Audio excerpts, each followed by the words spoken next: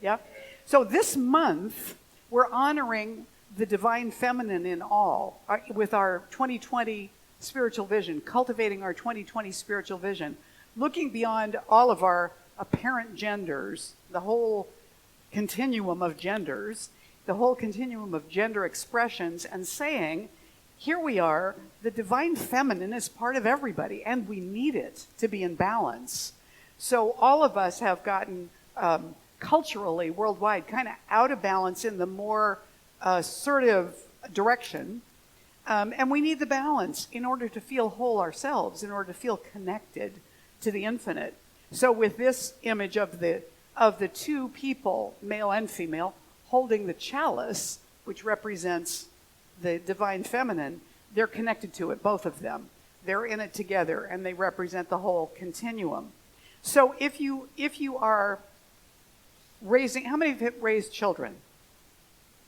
Okay, so you know what it's like to need to be firm, I'm assuming. A man in the mall found himself eavesdropping unintentionally on another guy who was on a cell phone. And the man on the phone was speaking very emphatically. And he said, no, I don't think that's a good idea. In fact, as long as you're living in my house, I think you should abide by my wishes. And the eavesdropping fellow was telling the story, and he said, I was just about to congratulate him on his fatherly firmness when he went on and said, and besides that, Ma, you're 75 years old. I don't really think you need a tattoo. So fatherly firmness can show up in a lot of different ways. When we step into being fierce, it can look like being angry. And I think that that's a reason why some of us back away from that. We don't want to have that in-your-face aggressive kind of feeling that fierceness can sometimes contain. And yet, being fierce and being angry are not necessarily the same thing, and they're not necessarily arising together. They can, but they don't have to. In the same way that firmness does not have to be trying to control everybody and everything. So, well, hello. Hello. Can we move forward? Thank you. I'm describing things that aren't even happening. Okay, so here we have honoring the divine feminine with the male and female images holding the chalice. Didn't you think I was nuts when I'm referring to something that isn't there? Well, you were right. So this is, sorry? It's March. Is this March Madness? Well, see, it's Mercury retrograde. And I said that last week, too, and I think somebody even told me. Yes, it is March. Oh, well, as you know, as our founder, Reverend Lloyd Tupper, once said, and I think he was kidding, referring to this kind of planetary thing that people get into. Well, the moon is in feces, you know. So,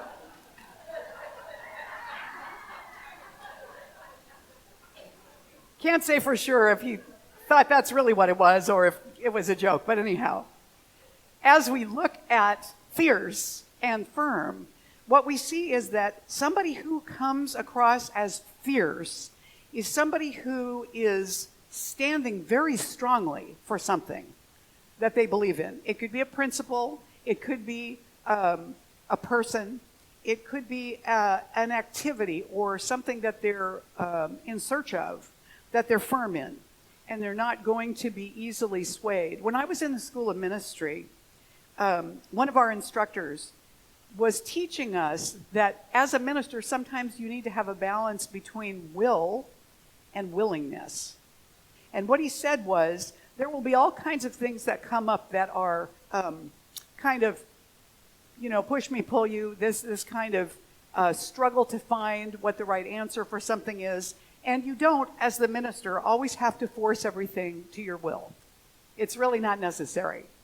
You need to be willing to listen and to be flexible and to learn and to grow. That's kind of true for all of us, right? But he went on to say there will be times in your ministry where you need to say yes or no, and you need to stand in it. That's when you are in your will. That was his description of it. And to me, that is a firmness or a fierceness. So when you see these haka guys from New Zealand, what they're doing is fierce.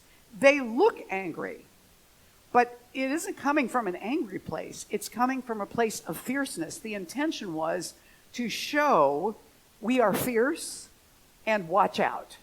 And that's what those facial expressions tell me, like, be careful.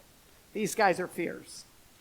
So when we see certain kinds of people in the world who are fierce, my experience of fierceness is that it makes me kind of do this, like just take a step back, because the energy is so large that it kind of blows me away a little bit. Do you know what I'm talking about?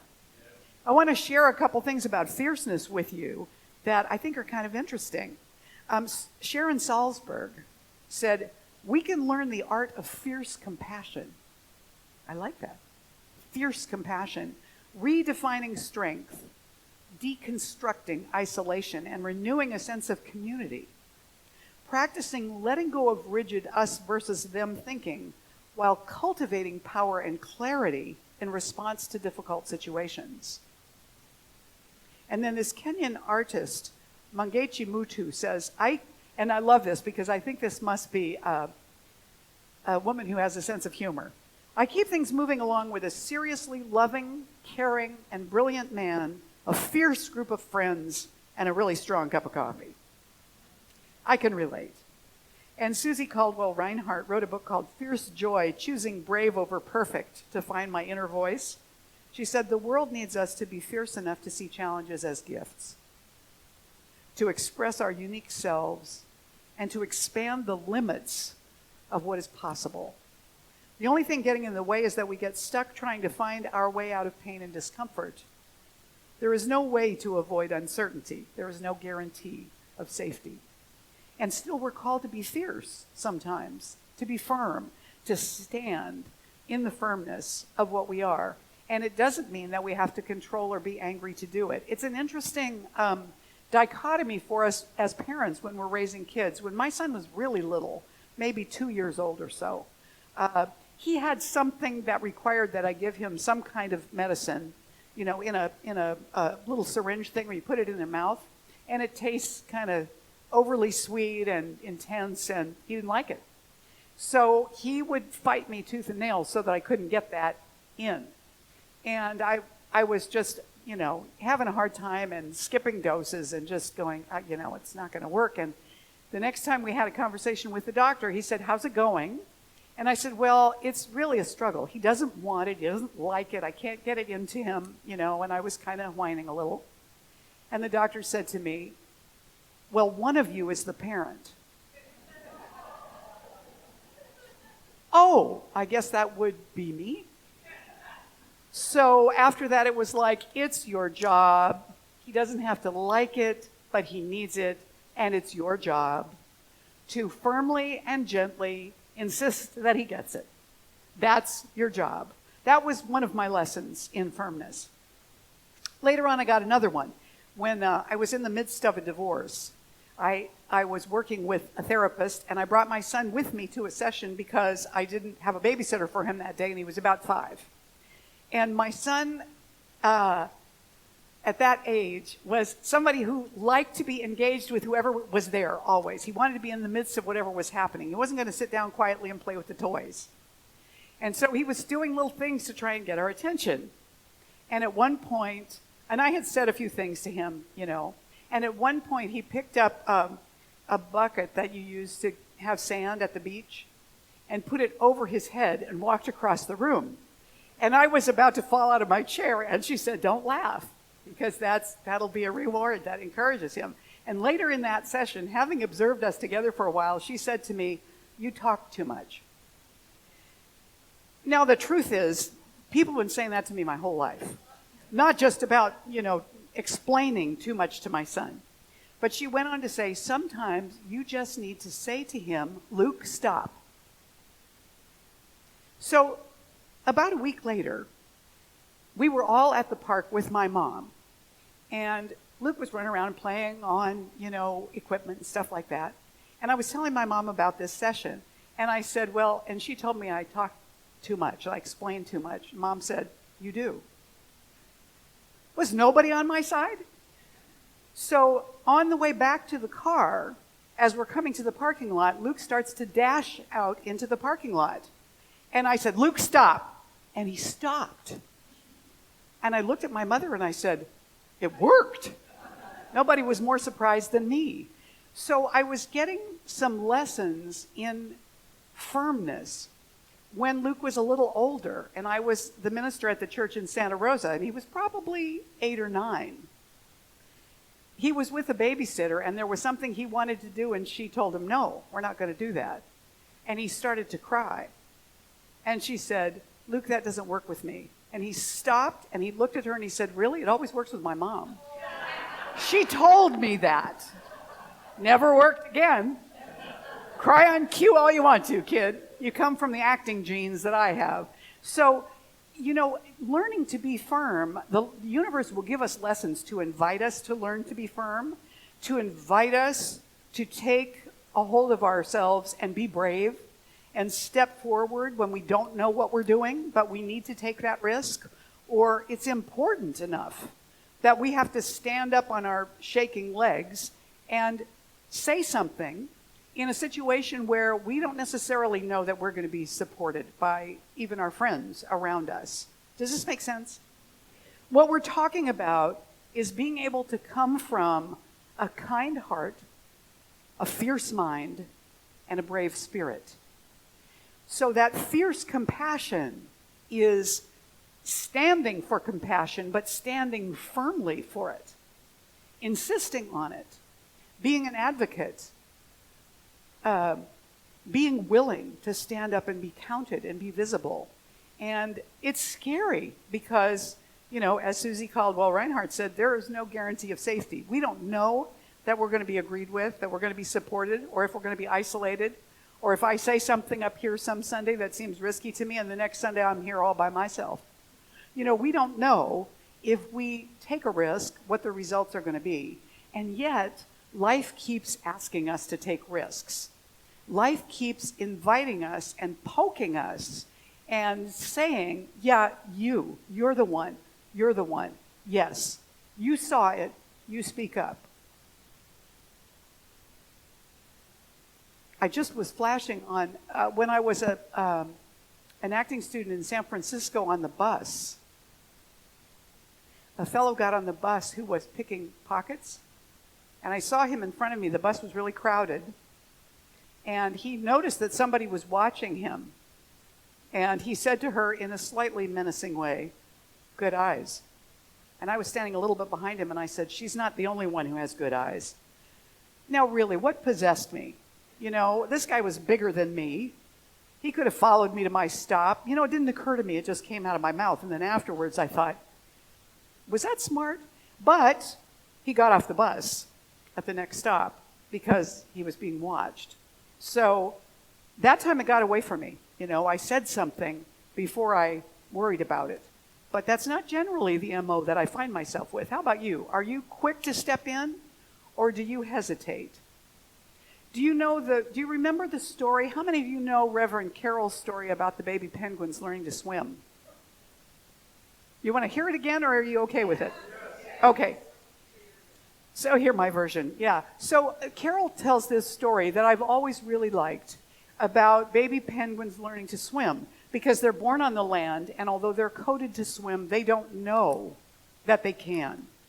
So when the time comes and they're old enough, the parents take them out to the edge of the ice, and the parents jump down into the water, and they call to the babies. And the babies that are up there, they can see that this is not the ice. They can see that this is different, that something else is required. And they have one of 3 responses to that call. The first bunch of babies, they're the ones that hear the call and they go. They're spontaneous. Mom's calling, dad's calling, okay, I'm all in. And off they go into the water. That's not me. Then the second group of babies, they have more considerations, and they pace on the edge. They pace back and forth, and they call back and forth, and they negotiate, and they cry, and they fuss, and they whine, and they, have excuses, and the parents keep calling, and eventually they jump in, or actually I suspect that what happens is they slip and fall in. but they end up in the water. That's my group. I have lots of considerations. I have to bring them up. I have to examine them all. I have to talk myself into it. I have to pace. I have to make it harder on myself than I need to before responding. That has been, up until now, I'll say, my kind of MO. Anybody relate to that one? Then we have the third group of little penguins, and they can't even move. They're so frightened. They just stand there. They're like little frozen beasts, even though they aren't. And they watch this whole thing, and they just can't move. And you know what happens to them? Eventually, the tide comes in and sweeps all the babies off into the water. And everybody learns to swim. Every healthy penguin learns to swim, no matter how brave or how hesitant they are. Because they're coded to swim. And so are we. I believe that we're coded to make that leap of faith. We're coded to do it over and over again. And we can do it in any style that we want. So we can do it as okay, I hear it, I'm in. This is Amanda's way, really. She's in. While I'm pacing and, negotiating and discussing and objecting and calling out, warnings until I end up, in the water too. But we both get in. And then for those of us that are very hesitant or shy, like my mom was, the tide comes in and helps us to swim too. When my parents got married, they were older. They were in their middle and later 40s. And my dad was a widower with 4 sons. So my youngest of the 4 brothers was 18 when I was born.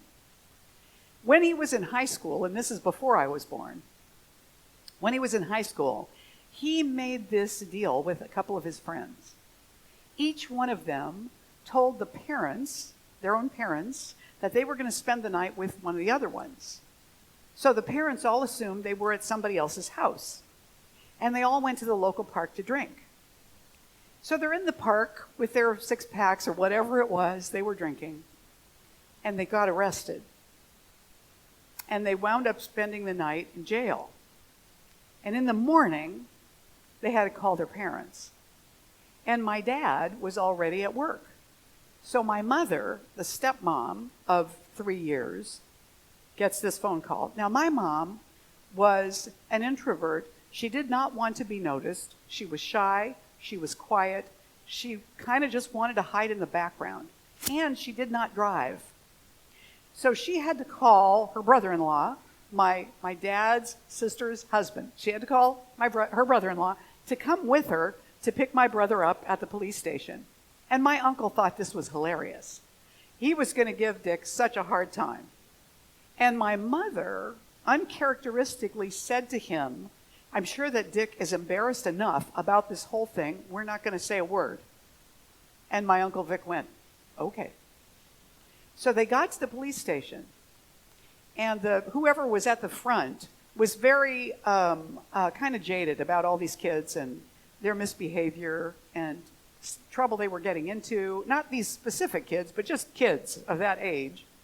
And he said some things that were kind of sarcastic as they went to get, my brother. And my mom said to the police officer, well, my son has never done anything like this before, and I'm sure that it won't happen again.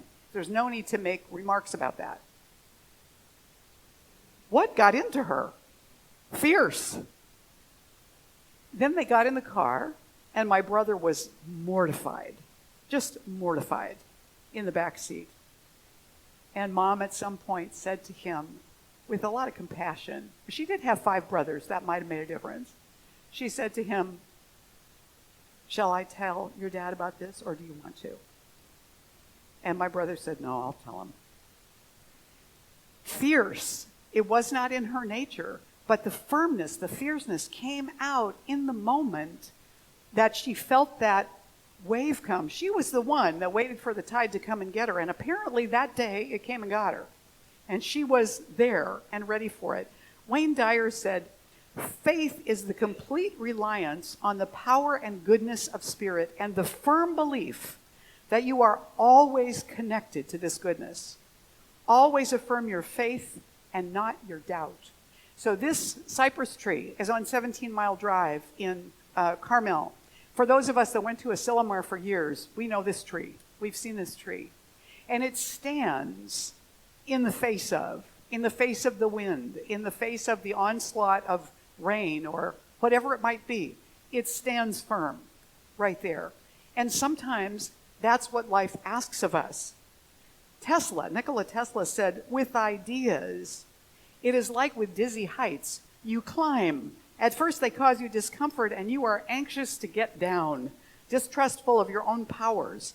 But soon, the remoteness of the turmoil of life and the inspiring influence of the altitude calm your blood. Your step gets firm and sure, and you begin to look for dizzier heights. Sometimes stepping into firmness, even when we feel like we're not up to it, allows us to discover that we have this capacity.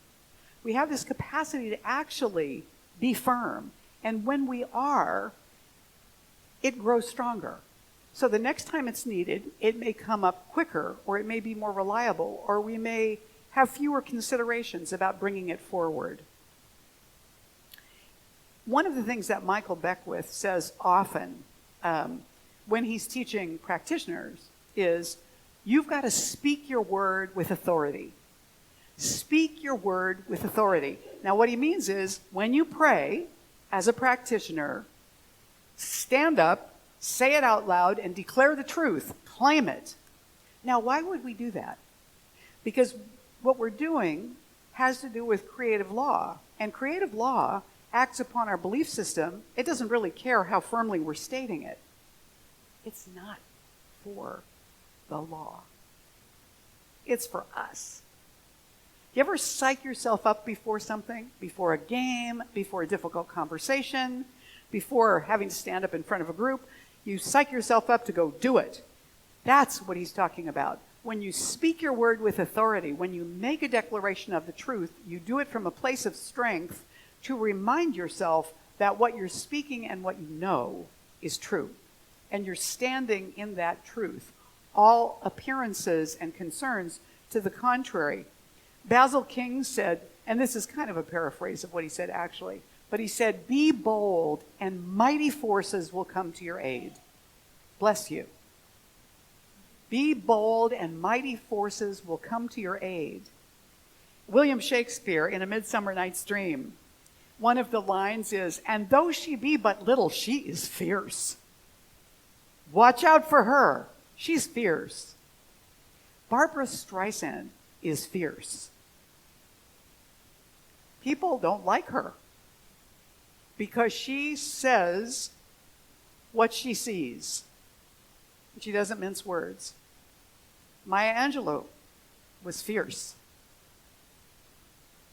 Women are generally not encouraged to be fierce, but it's getting better. It's getting better. There was a little girl recently who won a wrestling championship. She beat like 9 boys or something. She was the only girl in the wrestling thing.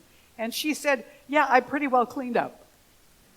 She didn't apologize for it. She was proud of herself. Yeah, I pretty well cleaned up.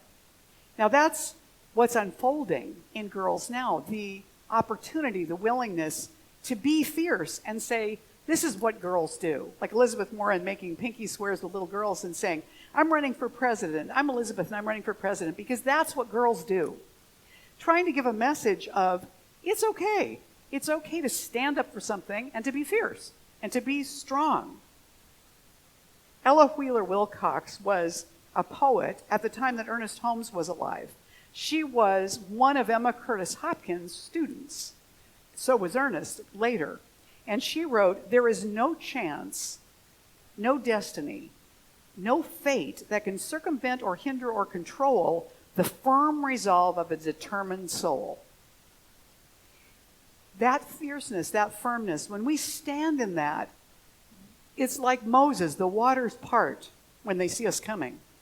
When we're walking with that kind of clarity, when we're praying with that kind of claiming and willingness to say, I choose this, I own this, I am this, I deserve this. and we pull it into our experience. This is what our practitioners do for you when you need prayer about something following the service. I always invite people to come to the prayer table and not leave with something that's weighing on you, because this is what they're trained to do, to speak the word and to stand in it with conviction, to claim it for you with strength. They won't necessarily talk as loudly as I am this morning, but they'll know the truth for you, speaking their word with authority. I love this. I don't know if you can read it from there. It says, whatever you are not changing, you are choosing. And then it says, read that again. Whatever you are not changing, you are choosing. And that to me is a powerful call to self-reflect on what am I doing and how's life going and where am I complaining and kvetching rather than either making peace with something or moving with it to learn more and adjust myself or it to something different. Ernest Holmes wrote in The Anatomy of Healing Prayer, now we have to feel the absolute independence of what we're doing, the absolute authority of what we're doing. I don't believe words have much power unless there is authority in them. And authority isn't necessarily about the volume, but it is about the conviction that it arises from. And then in The Science of Mind, he gave this example. He says, when Jesus healed people and told them to get up and walk, he did not pray that they might be able to get up and walk. He exercised an authority which seemed to be the result of his communion with Spirit, and undoubtedly it was. Practice is a definite statement in mind, a positive affirmation. It is an active, conscious, aggressive mental movement, and in such degree as it embodies an idea, and there is no longer anything in our minds which denies the idea, it will take form, because now it becomes part of the law and order of the universe in which we live. So sometimes I think that our fear as people in Science of Mind is that we don't know how to do it right. We don't know how to quite pray right. And we'd sort of rather have somebody else do it or not do it at all because we're not sure we've got it right. Anybody ever feel like that? Like, I don't know how this works, and maybe, I'll just let somebody else do it. No, fail hugely. Go at it and do it badly. Take a hold of it with both hands and grab it. Do the experiment. Experiment and use it for yourself. Prove it to yourself. Work with the consciousness. Work with the ideas. Tell yourself no when you start to go into that old rut of negative thinking where you're down on yourself or you're judging somebody else. Just tell yourself no. So we combine two things. Just do it and just say no. Yes and no. Clarity. At one point in one of the Gospels, Jesus says, you can't serve two masters. You can't deal with that cognitive dissonance. You'll love the one and hate the other, or handle what you need with one and neglect the other one. You can't do it. Choose. Choose this day who you're going to serve. Are you going to serve your doubts and fears? Or are you going to serve your faith?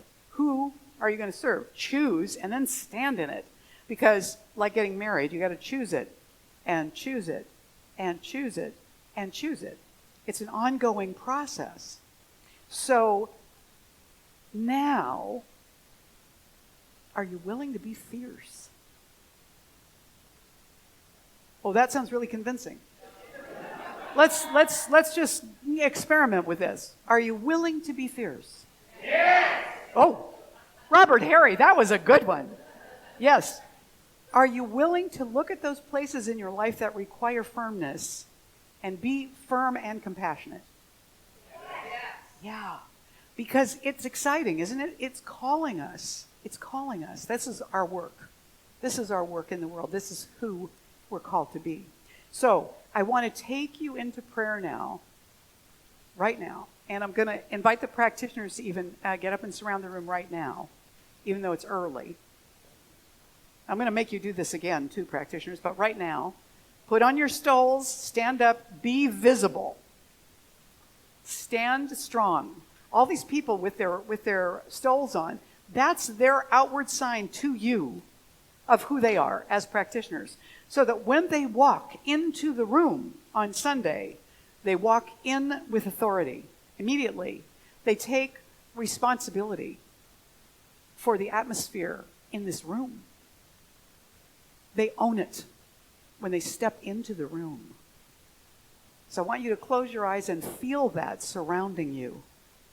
And practitioners, let us feel this circle of power that we're standing in together. We know here and now that there is only one and nothing else, and it is whole, complete, and perfect right now in every one of us. It has never been diminished or weakened or damaged in any way. It is just as powerful and strong and clear and shining as it was in the first moment we were brought into thought, divine thought. We are that divine presence slowed down and brought into a particular form now, because the infinite presence had need of us as part of its infinite expression. Us specifically. Us specifically. So we honor the one that we are, the mystery of this one that we are, and this physical human expression that we inhabit with all of its quirks and contradictions, with all of its strengths and weaknesses, with all of its rightness and its mistakenness. We honor this magical, amazing beingness, and we're grateful for it. We're grateful for the gift. And in this moment, if we choose to, we let ourselves claim the firmness and fierceness and compassion that is our own true nature. We let go of any idea of hiding and pretending that isn't there. We plant a stake in the ground right here that says, this is my ground and I stand it for what I believe and for who I am, with compassion for who you are and what you believe. And I know that between us there is some measure of truth, capital T truth, for which we are here and now grateful. And we send the benefit of this knowingness out to everybody in the world. Wherever they are, whatever their conditions or circumstances, we send it out with love, with compassion, and with a firmness of mind that knows and claims and accepts this truth right now for us and for them, regardless of appearances. This is who we are. We claim it, we know it, we are it, and we are grateful. And together we say, and so it is. And so it is. Practitioner.